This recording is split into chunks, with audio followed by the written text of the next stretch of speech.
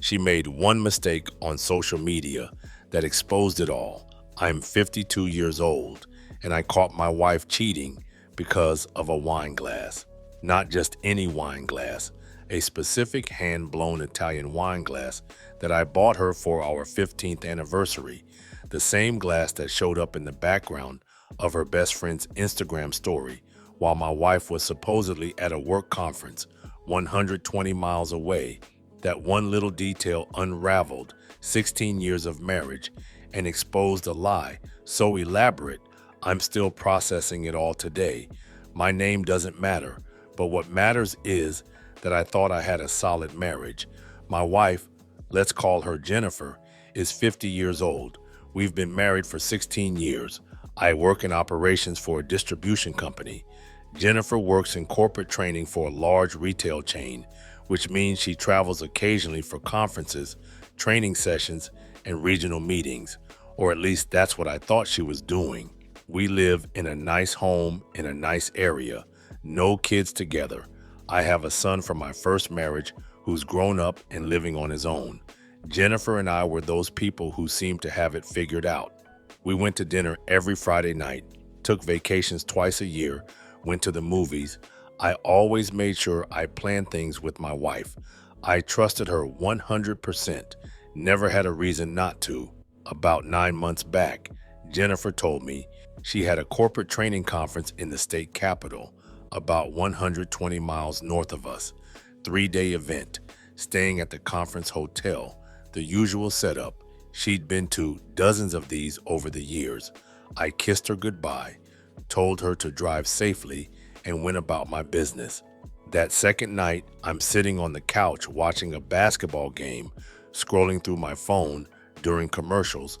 I'm not big on social media, but I check it occasionally. I saw that Jennifer's best friend, Karen, posted an Instagram story. Karen lives about 30 minutes from us, in the opposite direction from the state capitol, and she's always posting pictures of her food, her garden, her cats, whatever. This particular story was a photo of some fancy pasta dish she made. Caption said something like, trying new recipes with my favorite taste tester, with a bunch of food emojis. To be fair, the picture was nice, but I'm looking at it, and in the background, on the counter, I see a wine glass. Not just any wine glass, but this very distinctive hand-blown glass with blue and gold swirls in it. I bought a set of 4 of these glasses in Italy when Jennifer and I went to Venice for our 15th anniversary. They're one of a kind. The artist only made a few sets, and we treasured them. I immediately screenshot the story before it could disappear in 24 hours. Then I zoomed in on that wine glass. I stared at that screenshot for a solid minute. My brain was trying to make sense of it. Maybe Karen had similar glasses, but no, I could see the exact pattern. The specific way the gold swirled near the rim, those were our glasses. Our glasses that should be in our kitchen cabinet, not on Karen's counter. Then it hit me.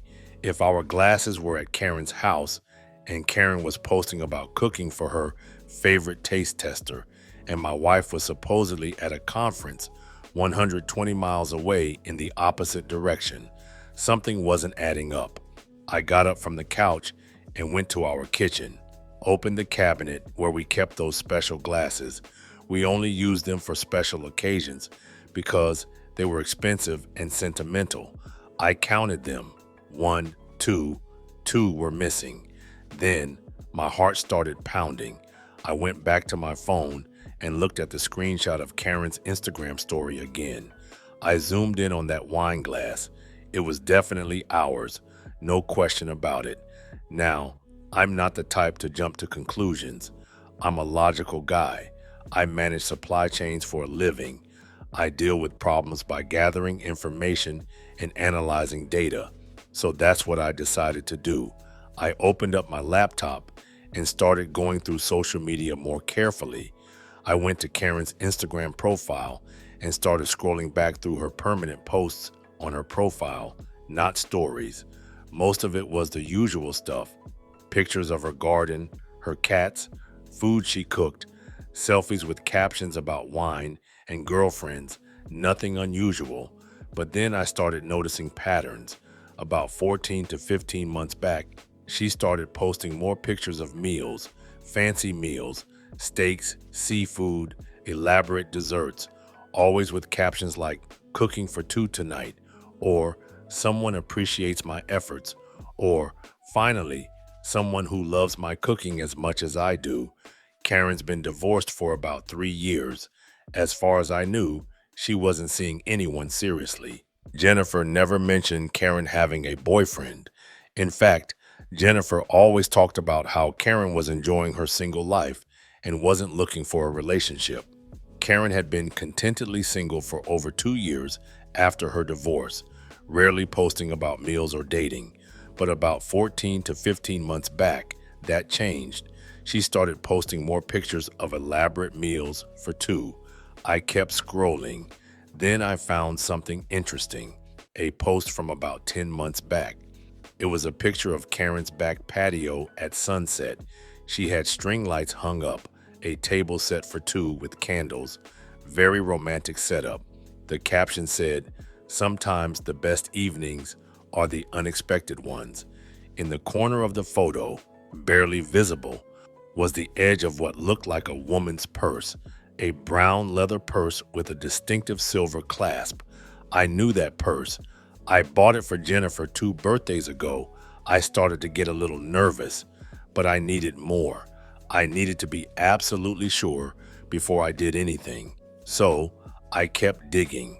I went through more of Karen's posts, looking at every background detail, every reflection, every corner of every photo. I found 3 more instances where I could identify things that belonged to Jennifer. A scarf draped over a chair, a specific coffee mug with a logo from a resort we stayed at, a book on Karen's coffee table that I knew Jennifer had been reading. Then I started looking at the timestamps and locations on these posts. Karen had location services turned on for most of her Instagram posts. I cross-referenced the dates of these posts with my calendar, specifically the dates when Jennifer said she was traveling for work. I pulled up my work calendar where I tracked everything. Jennifer had told me she was at a training conference during the same time frame as that patio dinner post. Another post with what looked like our wine glasses was from a time when Jennifer said she was doing a site visit at one of the regional stores. I created a detailed spreadsheet with dates, Jennifer's stated locations, Karen's Instagram posts, and any items I could identify in the backgrounds. The pattern was clear. Almost every time Jennifer said she was traveling for work, Karen would post something about cooking for someone or having company. But here's the thing. I'm not a confrontational person. I don't blow up. I don't make scenes. I think things through. And I knew that if I confronted Jennifer with just Instagram screenshots, she could explain it away. Maybe she left the wine glasses at Karen's house during a previous visit. Maybe the purse was similar, but not the same one. Maybe I was seeing things that weren't there. I needed concrete proof, undeniable evidence. So I waited. Jennifer came home from her conference, and everything seemed normal. She told me about the session she attended, the people she met, the hotel restaurant she ate at. She was detailed in her lies. That's what made it worse. She wasn't just lying. She was crafting elaborate stories to cover her tracks. I played along, asked questions, acted interested. The whole time, I was screaming inside. Over the next few weeks, I started paying attention to everything. I noticed that Jennifer would take her laptop into the bedroom and close the door when she said she was catching up on work emails. I noticed she started keeping her phone face down on the table, small things that I'd never paid attention to before. I also started watching Karen's social media like a hawk. I turned on notifications for her regular posts. Every time she posted something, I'd analyze it immediately. I did some research online about Jennifer's company and their training programs. I found that her company did host regular training conferences. The events she described were real corporate events. She was using real conferences as her cover, which made her lies more believable. She just chose not to attend them. Then Jennifer told me she had another training event coming up. This one was supposed to be a long weekend, 4 nights at a resort hotel about 90 miles west of us, toward the coast. She said it was a leadership development retreat for senior trainers. I told her that it sounded great, told her to have a good time, kissed her goodbye when she left. Then I did something I never thought I'd do. I remembered that years ago, we had set up family sharing on our iCloud accounts so we could share apps and subscriptions. I logged into my own iCloud account on my laptop and realized I could still see her device location through the family sharing settings, a feature we'd set up and forgotten about. I watched that little dot on the map. Jennifer's phone left our house, got on the highway heading west toward the coast like she said, but about 30 minutes into the drive, the dot stopped moving. It stayed in one location for about 20 minutes at a rest stop. Then it started moving again, but not toward the coast. It turned around and headed back east toward our area. After another 40 minutes, the dot eventually stopped at an address I was familiar with. It was Karen's house. I sat there staring at my laptop screen. The evidence was right in front of me. My wife wasn't at a leadership retreat. She was at her best friend's house, probably settling in for a long weekend of whatever the hell they'd been doing for the past year. I could have driven over there, could have banged on the door and confronted them both. But that's not how I operate. I needed more. I needed everything. So I waited, and I watched Karen's Instagram. Sure enough, that evening, Karen posted a story. It was a photo of 2 wine glasses, our Italian wine glasses, filled with red wine, sitting on her patio table with the sunset in the background. The caption said, "Cheers to good company and better wine." I screenshot it immediately, added it to my evidence folder. The next morning, Karen posted a picture of a fancy breakfast spread, eggs Benedict, fresh fruit, mimosas and champagne flutes. Caption, "Brunch goals with my favorite person." I screenshot it. That afternoon, another post.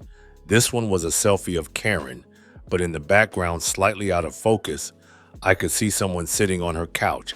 The person's face wasn't visible, but I could see the clothing, a specific blue cardigan that Jennifer wore all the time. I'd seen her pack that cardigan in her suitcase before she left. I screenshot it. Over those 4 nights, Karen posted 8 times on her stories and regular feed. Every single post had some details that confirmed Jennifer was there: our wine glasses, Jennifer's cardigan, a book Jennifer had been reading. In one photo of Karen's living room, I could see Jennifer's overnight bag in the corner, the same distinctive bag she packed for her retreat. They'd been careful at first, I'm sure, but as the months went on and nothing happened, they got comfortable. Karen started posting more freely, thinking that as long as she didn't show Jennifer's face, it didn't matter. She underestimated how well I knew Jennifer's belongings, and she underestimated my attention to detail once I got suspicious. But the smoking gun came on the last night.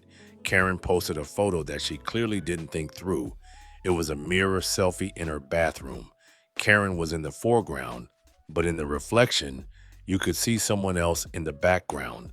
The face was partially obscured by steam from the shower in the angle, but I could make out Jennifer's distinctive auburn hair and the small mole on her left shoulder. Combined with everything else, I knew it was her.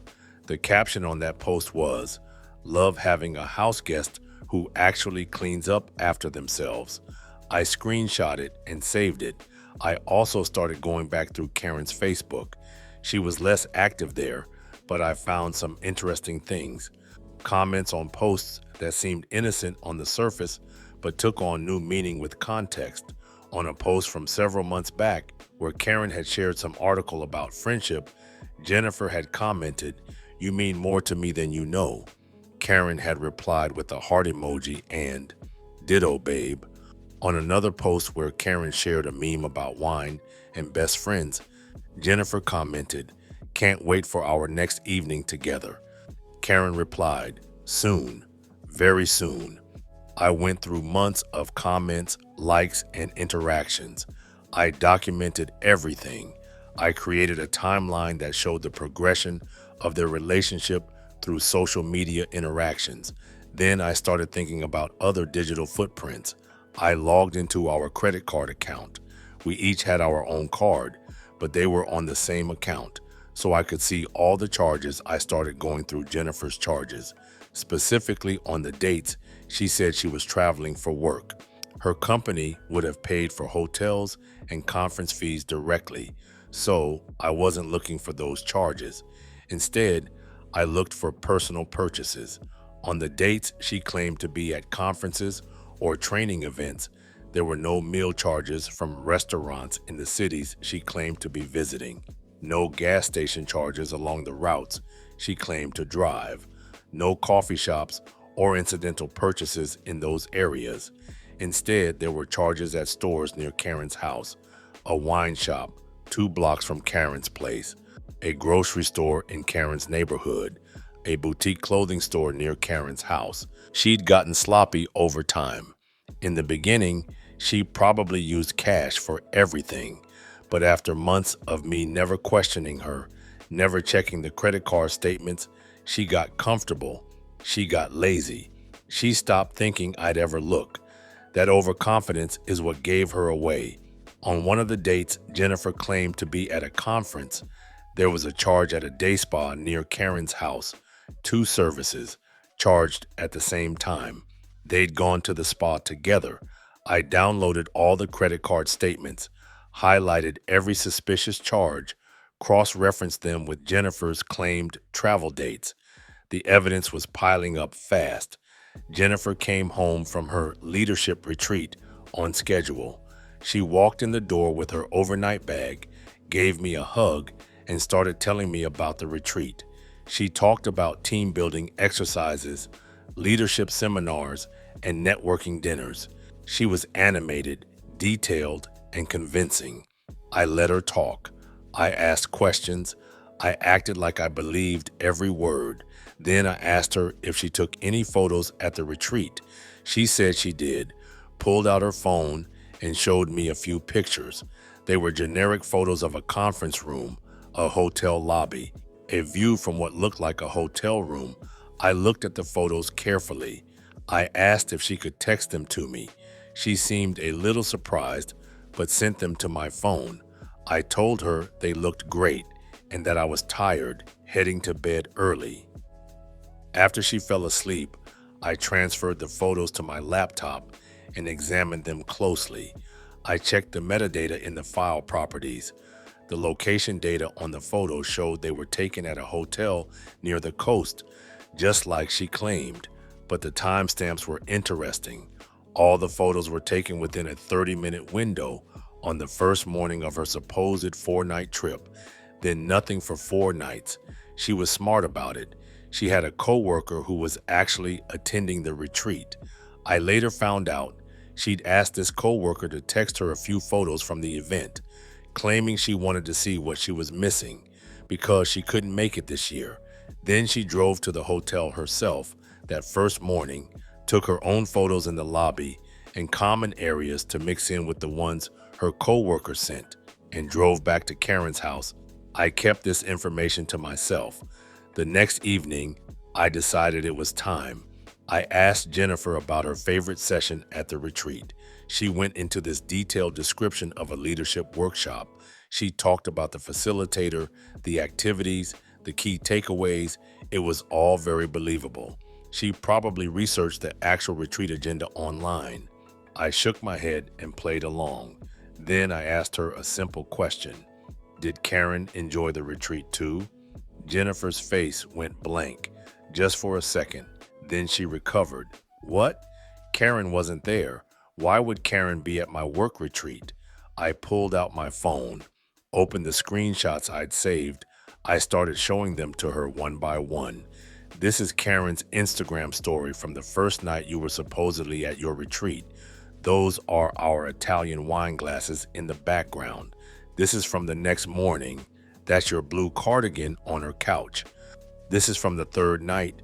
That's your overnight bag in the corner of her living room. And this is from the last night. That's you in the mirror reflection. I can see your hair and the mole on your shoulder. After that, her mouth was so open, she couldn't believe it. Jennifer tried to explain it away at first. Said she'd stopped by Karen's house on the way to the retreat. Said she'd left some things there from a previous visit. Said the person in the mirror wasn't her. I pulled out my laptop, showed her the tracking data from her phone through our family sharing location history, showed her the credit card charges near Karen's house on dates she claimed to be at other cities, showed her the timeline I created with all the Instagram posts, comments, and interactions, showed her the photo metadata proving she'd only been at the retreat hotel for 30 minutes. She sat down, put her head in her hands, and finally, she admitted it. She and Karen had been having an affair for about 14 to 15 months. It started, she said, after a night when they both had too much wine. Karen had been lonely after her divorce. Jennifer had been feeling disconnected from me, from our marriage, from her life. One thing led to another. She said it wasn't supposed to mean anything. It was just comfort, companionship, something different. But it kept happening. And then it became more than just physical. They'd fallen for each other. Every work trip for the past 14 to 15 months had been a lie. She'd been spending those nights with Karen. They'd been careful at first, until they got sloppy. They agreed not to post photos of each other on social media. They were discreet in the beginning, but Karen got careless over time, started posting more and more, wanting to share her happiness without explicitly saying what was making her happy. And those background details, those little pieces of evidence, they added up. I asked Jennifer if she loved Karen. She said she did. I asked her if she loved me. She said she did, but differently. She said she didn't know how to explain it. I told her she didn't need to explain it. I understood perfectly. She'd made a choice, multiple choices actually.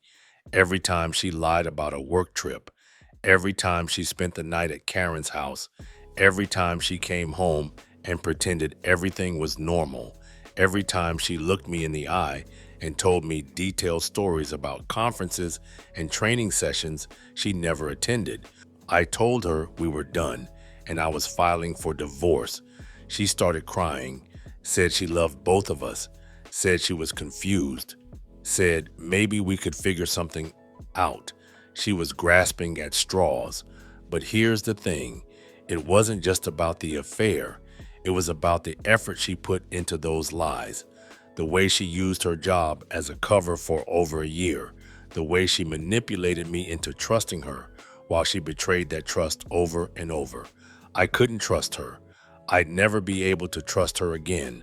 I moved out within 2 weeks, found a decent apartment near my office, hired an attorney, started the divorce process. My attorney loved the evidence I'd compiled. We live in a no-fault divorce state, so the affair itself didn't impact the legal outcome of the divorce, but I wanted the evidence for myself, to know I wasn't crazy, to document the truth, and to have it in case she tried to claim I was the one who abandoned the marriage. Jennifer tried to fight it at first. She wanted to go to counseling. She wanted to try to save the marriage, but I was done. The divorce took about 7 months to finalize. We didn't have kids together, so that simplified things. We split our assets fairly evenly. She kept the house. I kept my retirement accounts. We divided everything else down the middle. Karen and Jennifer are still together as far as I know. I blocked them both on social media, cut off all contact except what was necessary for the divorce proceedings. Looking back, I realized there were probably signs I missed. Times when Jennifer was distant or distracted. Times when she talked about Karen more than usual. Times when her work story seemed a little too detailed, a little too rehearsed. But I trusted her. I never had a reason not to, and she exploited that trust for over a year. The thing that gets me is how close she came to getting away with it. If Karen hadn't posted that photo with our wine glass in the background, I might never have known Jennifer might have kept up the charade for years. But that one little detail, that one distinctive wine glass in the background of an Instagram story, that's what exposed everything. It's been about 2.5 months since the divorce was finalized. I'm doing okay. Better than okay, actually. I've got my own place. I've been focusing on work, on hobbies, on rebuilding my life. I went on a few dates. Nothing serious yet, but I'm open to it. I'm not bitter. I'm not angry anymore. I'm just free. I learned a lot from this experience.